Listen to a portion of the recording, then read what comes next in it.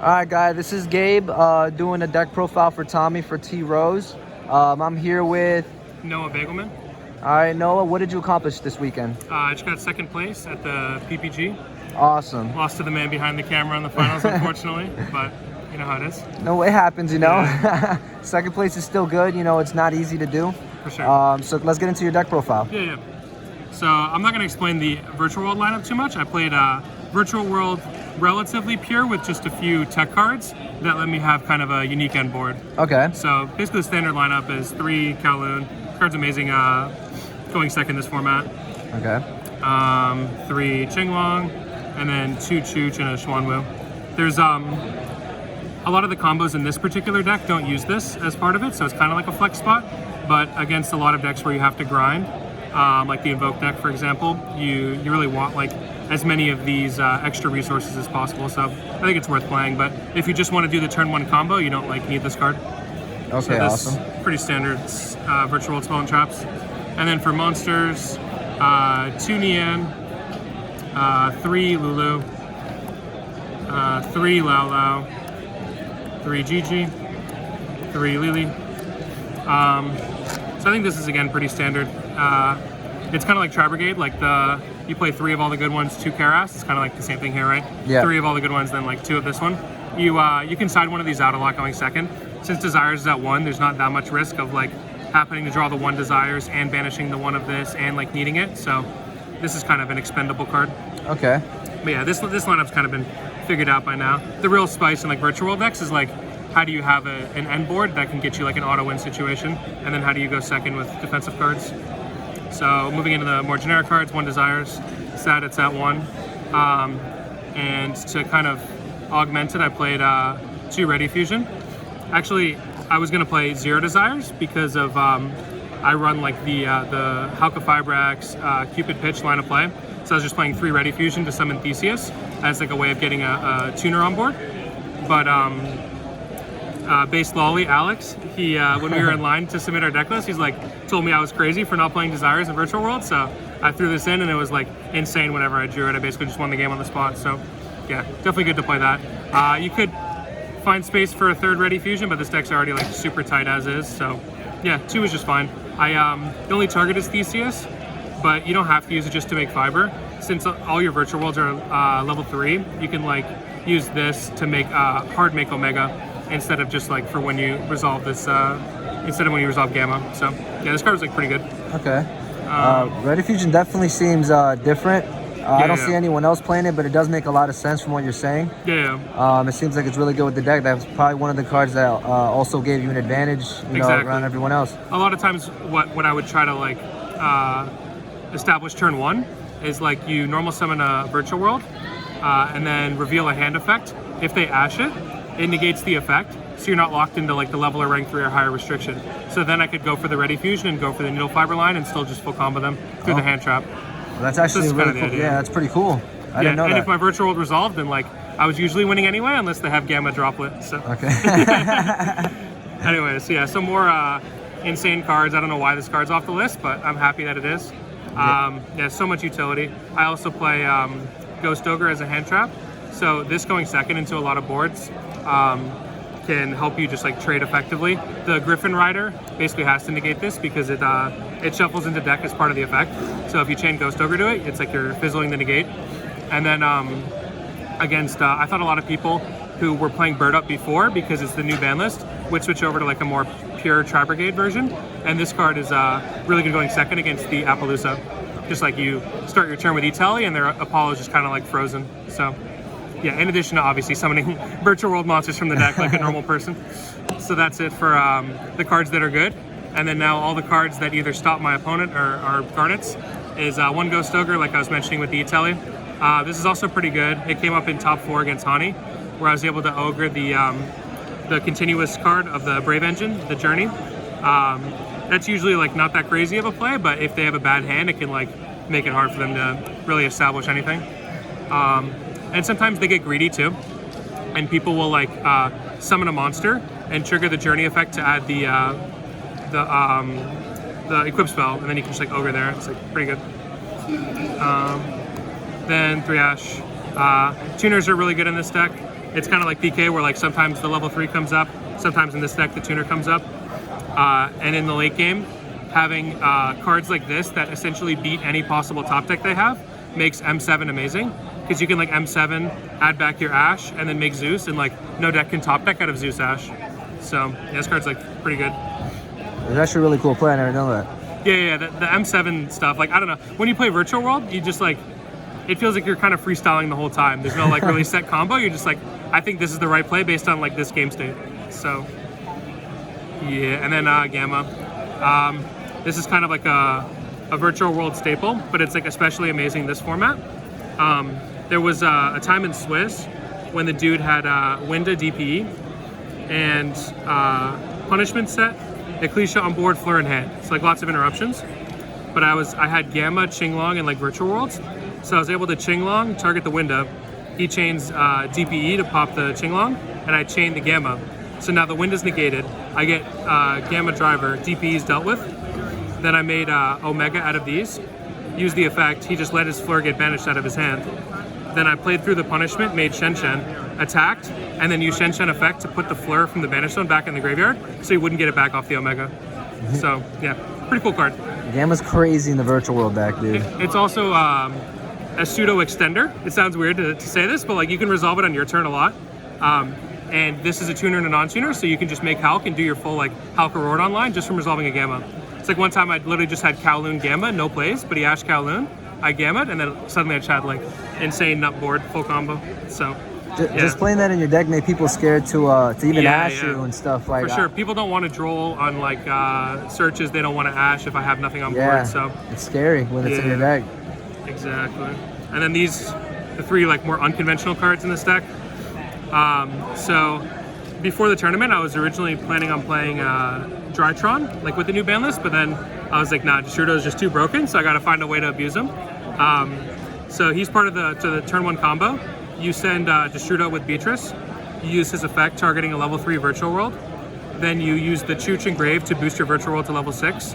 So he's a level 4 tuner, plus the level 6 makes Baron. And then with Beatrice on their turn, you dump the Scythe. And then you just Baron Reborn the Scythe. So literally just Beatrice and a level 3 get you the full combo if you play these. So I thought that was like way too strong to pass up. And then the DESKBOT, I drew this card a lot day 1. It was like really bad.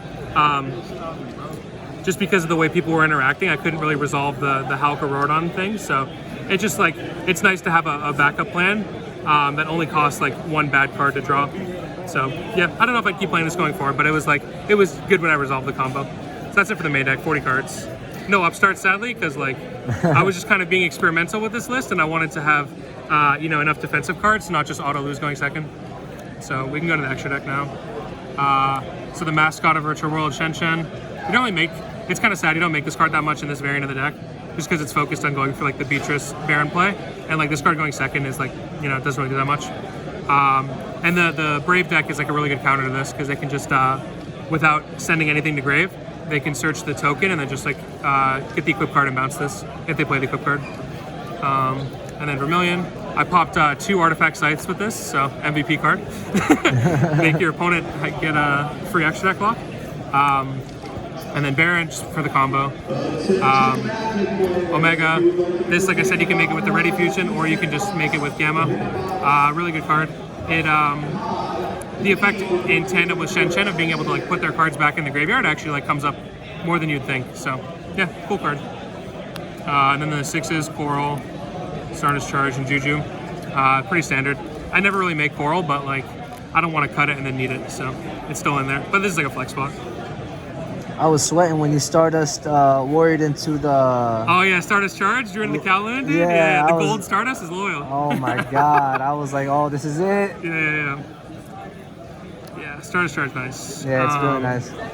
And this card's like amazing against backer decks. Just like having a fat graveyard to where this can't be destroyed, and then like sending their cards for free every turn is just like really good. Okay. And then the combo line I was talking about, the Hulk, Rorodon, Cupid Pitch. This is like pretty standard. You can see like the combo tutorials online. My version of the combo ends on Beatrice, Baron, Chooch Live, and a Shen Shen. And so then on their turn, you just Beatrice dump the Scythe, like I was saying, and reborn it. So, I mean, that combo is just like insane. Literally, one fiber gets you like you know, plus a billion, plus extra deck lock and follow up. It's just like, it's really nice. Every time I like resolve this play, I won, no matter even if they had like drop one or anything, because like you're just too far ahead at that point. Then you have for the rank 6s, Beatrice, Fan, and M7. I was talking about the M7 before. I mean, this card's just like really good utility. The Fan like helps out in like the striker matchup. And yeah, just a good card, bait negates. And then Beatrice is like the most used card in this extra deck. I kind of made this deck somewhat reliant on this.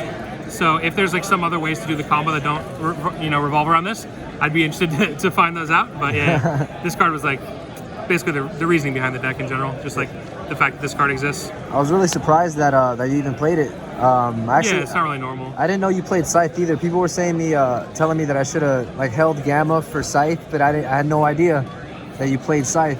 But yeah, Beatrice seems lit because even when you break, sometimes you can just send like the spell or something, right? Yeah, search exactly. a card. Unbreak you for sure. Yeah. And yeah, the combo is just like super simple. You have so many level 6s, and like Zolkin, like why make a Crystal Wing when I can just make, you can't summon from the extra deck. Yeah, exactly. But yeah, that's one thing I guess that's missing. I should talk about is like there's no Zolkin package. The cards that like you could cut if you wanted to fit it in would be the Ready Fusion target, which means you obviously can't play Ready Fusion, and the Coral. But I just thought that these cards were like too important, and you can't, like, you'd have to open absolutely absurd to do Zolkin and do the Beatrice plus a level 3 play. So I just like didn't want to play cards in my extra deck if I was already like opening that good, and they had no hand traps. So yeah, that's one thing that's missing. And the last cards here are the Zeus and the Theseus. You don't want to play the level 2 target because it's when you use Virtual World effects, if you happen to like draw into Ready Fusion off of like Stardust Charge or something, you can only summon level or rank 3 or higher. So you just play this because it's a tuner, and it's more than level 3. And then Zeus, I mean, I don't know, people fall in love with this card, but I feel like in this deck specifically, it's not really good to make because if you're Zeusing, you're usually wiping like your Chooch or your Qinglong or whatever you have in the back row. So you're really relying on like Shen coming out of grave next turn to be able to play. It's like if you play PK, you have like all the resources in grave, you don't really care if you wipe your board. But in this deck, I don't know, it's like, this is like a super last resort kind of card. So that's why I don't play Guide Charger. I didn't play like a rank 3 or a Downard or anything like that to like Turbo Zeus. I just felt like whenever I was making this, it was like, I was probably doing something wrong and just wanted to take the easy way out. So yeah, but I mean, obviously in the finals, if I had a rank 3, I could have gone for like a Zeus line, so who knows. But I already messed up to get to that point, so I guess it's just more evidence to my point. All right, and then we can go to the side deck. Also, something cool. Got every mechanic in my extra deck. Oh, represent all the colors. Let's go. So then my side deck is awful. Don't copy this, but I think I was just planning for a different, seeing different decks than what I actually saw. So this card is like amazing in a format where you don't know what people are gonna play, because like if they're playing like Inspector Border Stun, if they're playing like Drytron, they're still trying to do that. Like, I don't know, it's just nice to have a card that's like blanket against like any random rogue deck. You can usually like play this card. That was the theory, but I play like basically all of like quote unquote meta decks. So this card basically just like never came in because everyone pops Scythe in draw phase or standby phase. Yeah. So that's pretty useless. And then for more anti-combo cards is Droll. This probably either should have been Lancia or Lancia should have been replaced with this, because I just felt like I didn't have enough cards to side against the PK Brave matchup, and that was what I played in top 8, top 4, and in the finals. So it would have been nice to have like more cards to side against them. Basically, my side would just be like the Drolls, the Ashes, the Gammas, and like that's just definitely not enough. You need like 12 cards because if you don't see one, you just lose. But this card's really good against like the Invoked deck and stuff too. So yeah, and then more hand trap-ish kind of anti-combo cards as Collector. So this card also, it's in a vacuum, amazing card, but I feel like this deck already has kind of a good Swordsoul matchup. So I don't think that this card is like needed. And since there's also an argument to play 1, so you can send it off the Beatrice if you're going first against like Swordsoul or like Brave or something, so your Beatrice gets more value. But like in this deck, I'm already sending Scythe and Destrudo, so like there's no point in even siding one going first. So I don't think I would side this going forward. It's definitely a good card. It's just like I don't think it's needed in this particular deck. Although one time it was kind of cheeky. I normal summoned it along with a level 6 to hard make Baron against Swordsoul, and then like this was engraved, so I could just come back. So that was like a good play, but I don't know. I just kind of style went on him at that point. And then the only 2 cards I decided for going first was Banshee and Zombie World. I started this in like twice the whole tournament. This is for if people are playing Floowandereeze, because I wasn't sure if that deck would be like represented, as well as Pure Tri. I thought a lot of people would switch from like the Bird Up Tri-Brigade to Pure Tri. So this was like an extra game plan, since I like play Desires and like sometimes the game goes on longer if they have lots of hand traps. Having this is kind of like an auto win against the Tri engine is really nice. You just dump this on Beatrice, activate this from the deck. Yeah, and this isn't like a break. If you draw, you just discard it off, you know, Qinglong. And then just anti-backer cards is 3 Storm and a Reboot. You really don't have to dedicate a lot of spots to side stuff. And since against backer decks, and since Order's banned, you can play this card now. I just think like this deck inherently beats trap decks if you get your engine rolling and like you're smart at playing around strikes and tarantulas and IDP and stuff. That you can just like beat backer decks with your engine. You don't really need side cards. So I feel like this is enough.